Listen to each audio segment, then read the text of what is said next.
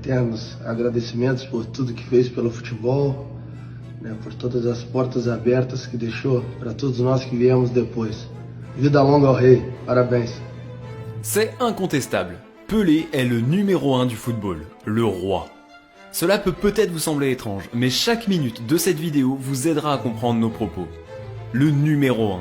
On peut tous s'accorder pour dire que Pelé était le premier. Il a été le premier footballeur à émerveiller le monde, à une époque où il n'y avait ni internet, ni YouTube, ni la télévision par satellite. Pelé était le visage que l'on retrouvait sur la une des journaux, il a joué dans des films et il est même apparu à Hollywood. Mais ce n'est pas tout, Pelé savait même chanter.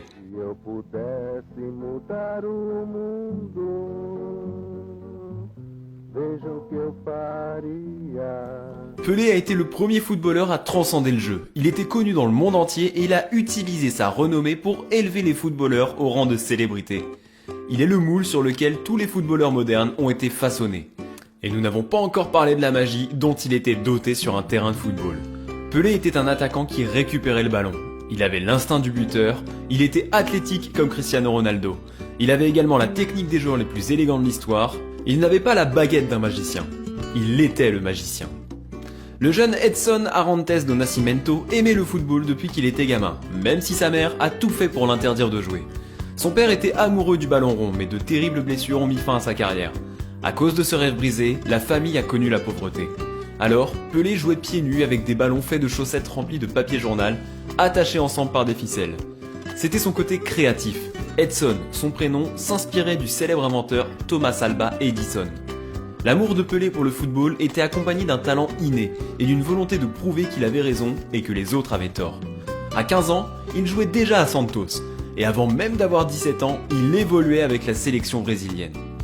Pour ses débuts contre l'Argentine, il a marqué son premier but. Ce but-là n'était que le premier pas de la revanche de Pelé. En 1950, le jeune Edson n'avait que 10 ans et il a vu son père pleurer quand le Brésil a perdu la finale de la Coupe du Monde à domicile face à l'Uruguay. I saw my father cry. I say why you cry? Because men don't cry. At that time, men could not cry. My father said, "Oh, Brazil lost." Ce jour-là, il a fait une promesse à son père. Je me souviens lui avoir dit en plaisantant, « Papa, ne pleure pas, je vais gagner la Coupe du Monde pour toi. » 14 ans plus tard, en Suède, il est devenu le plus jeune footballeur de l'histoire à disputer un mondial. Puis il est devenu le plus jeune à faire une passe décisive, à marquer, à réaliser un triplé et à marquer un doublé en finale dans l'histoire de la compétition. Incroyable, non? Pelé n'avait même pas 18 ans et il avait déjà remporté une Coupe du Monde en marquant 6 buts en 4 rencontres. Quand le coup de sifflet final a retenti, il s'est écroulé sur le terrain. Il avait déjà tenu la promesse faite à son père et il avait encore toute sa carrière devant lui. Concernant sa carrière, il y a quelque chose que vous devez comprendre. Oui, Pelé en a joué la majeure partie au Brésil, à Santos, et il n'est jamais venu en Europe. Et Dieu sait que les géants d'Europe ont tout fait pour l'attirer sur le vieux continent. En fait, un plan avait été mis en œuvre pour que son départ n'ait jamais lieu, car il était décrit comme un trésor national. Après le succès de 1958, les yeux du monde entier étaient rivés sur Pelé. Le Real Madrid, la Juventus, l'Inter et Manchester United, tous ces clubs se battaient pour le recruter. Afin d'empêcher un transfert à l'étranger, le président brésilien de l'époque l'a déclaré trésor national. L'acheter serait un crime. Le fait qu'il n'ait jamais joué officiellement en Europe est souvent un argument utilisé par les experts du football moderne. Nous avons déjà entendu tous ça, le fait qu'il jouait dans une ligue mineure. Bien sûr, cette affirmation est fausse, mais en plus elle est insultante. On pourrait débattre pendant des heures du niveau du football en Amérique du Sud. On pourrait également parler de l'importance des joueurs sud-américains pour les clubs européens. À l'époque, le football était très différent. Les transferts internationaux n'étaient pas monnaie courante. De plus, lorsqu'un joueur sud-américain quittait son pays, c'était généralement pour être naturalisé et pour ne pas être considéré comme un étranger. Grâce à cela, il pouvait être éligible à des sélections, tels furent le cas de Di Stefano ou Puskás avec l'Espagne, ou bien de Sivori avec l'Italie. Mais cela voulait aussi dire que comme il n'y a pas eu d'exode, seuls les meilleurs des meilleurs étaient présents sur chaque continent. Imaginez un instant, un scénario dans lequel les transferts entre continents ne peuvent avoir lieu. Neymar, Messi, Di Maria, Luis Suarez, tous en train de disputer la Copa Libertadores. Ce serait complètement incroyable. Quand la Copa Libertadores se jouait à l'époque de Pelé, c'était le cas. Ce tournoi était aussi disputé que la Coupe d'Europe, et avec Santos, Pelé régnait sur le continent. Ensemble, ils ont remporté 6 championnats du Brésil, 10 championnats de Sao Paulo et 2 Copa Libertadores. Ayant conquis l'Amérique du Sud, ils se sont tournés vers le monde. Avec Pelé, Santos a remporté 2 coupes intercontinentales. Tout cela face à l'AC Milan de Cesare Maldini, Rivera et Trapattoni. Mais aussi face au Benfica de Eusebio et Santano. La renommée de Santos et de Pelé est devenue si grande qu'ils ont contribué leur tournée à travers le monde. Tout le monde voulait voir Pelé jouer et Santos a profité de cette expérience.